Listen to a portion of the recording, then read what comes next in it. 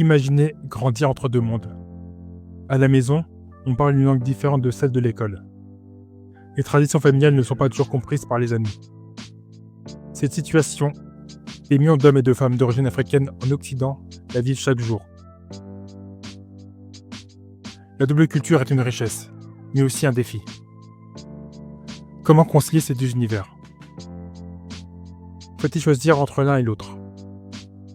Aujourd'hui, on va explorer les avantages et les inconvénients de cette double identité avec des chiffres et des exemples concrets.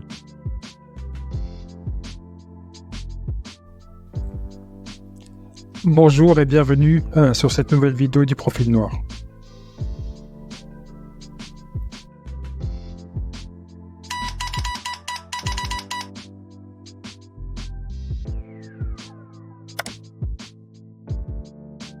Avoir une double culture, c'est jongler avec deux systèmes de valeurs.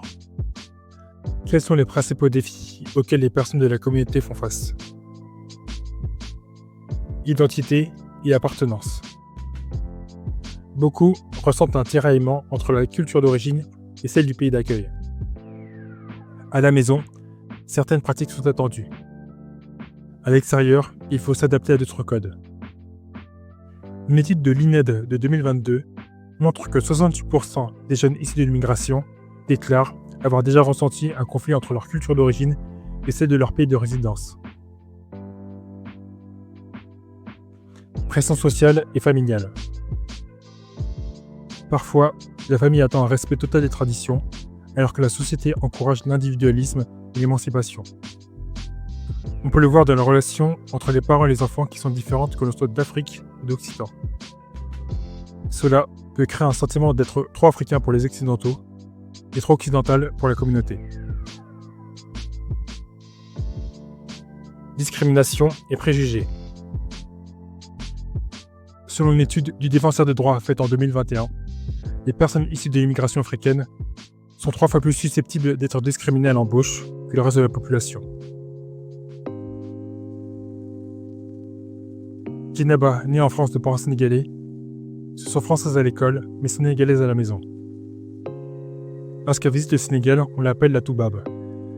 Et en France, on lui demande souvent « Mais tu viens d'où réellement ?» Face à ces défis, certains peuvent ressentir un malaise identitaire. Mais alors, est-ce que cette double culture est uniquement un poids? Pas du tout. Et voyons maintenant pourquoi.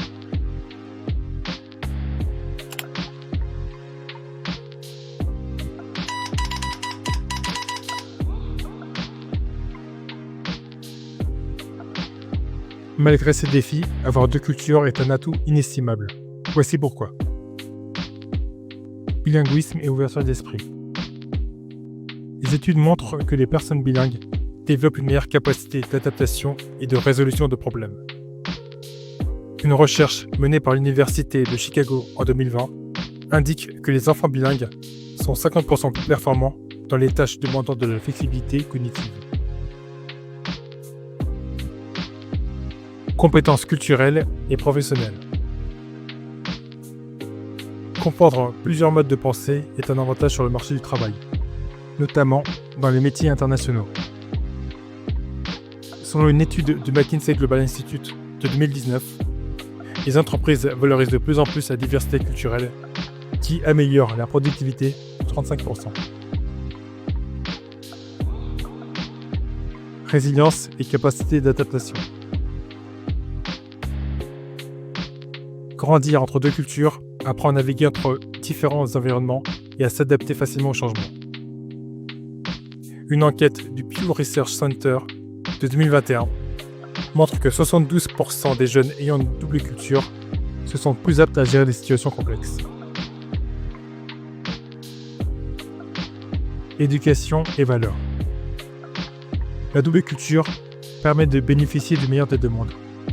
La solidarité familiale et communautaire africaine, ainsi que l'autonomie et les opportunités offertes par l'Occident. Djibril, consultant d'entreprise, sait comment interagir avec des partenaires africains et occidentaux. Il comprend les attentes culturelles des deux côtés, ce qui le rend incontournable dans son domaine.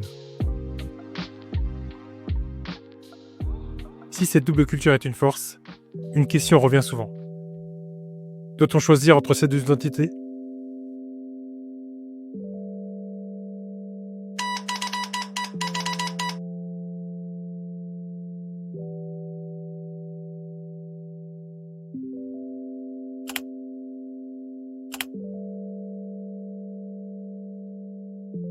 Beaucoup se posent la question, mais la réponse est simple. Il ne faut pas choisir, il faut équilibrer. Voyons comment. Accepter et revendiquer son identité. Il est possible d'être à la fois africain et occidental, sans contradiction. Selon une étude de l'INSEE réalisée en 2022, 82% des jeunes issus des migrations africaines en France se sentent à la fois attachés à leur pays d'origine et leur pays de résidence. Créer son propre chemin. Adapter les valeurs des deux cultures pour construire une identité unique. Valoriser son héritage. Transmettre aux générations futures la richesse de cette double appartenance. Selon une étude du CNRS de 2023, les enfants issus de l'immigration réussissent mieux lorsqu'ils valorisent leur double culture plutôt que lorsqu'ils essaient de s'intégrer en reniant leurs origines. Finalement, ce qui compte, ce n'est pas d'aborder une partie de soi, mais de transformer cette richesse en un avantage. Avoir une double culture est un défi, mais c'est surtout une force. Ceux qui parviennent à harmoniser ces deux mondes développent une richesse intérieure unique. Ils deviennent des ponts entre les cultures et contribuent à une société plus ouverte et plus diverse. Alors, plutôt que de choisir, pourquoi ne pas embrasser cette double appartenance et en faire une force ? À toi la parole. Si toi aussi tu as une double culture, partage ton expérience en commentaire. Comment vis-tu cette situation au quotidien ? Dis-nous tout.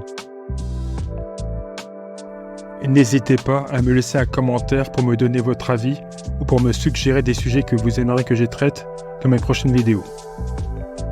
Abonnez-vous également pour ne rien manquer des prochaines publications. Merci beaucoup d'avoir regardé cette vidéo et à très bientôt sur ma chaîne.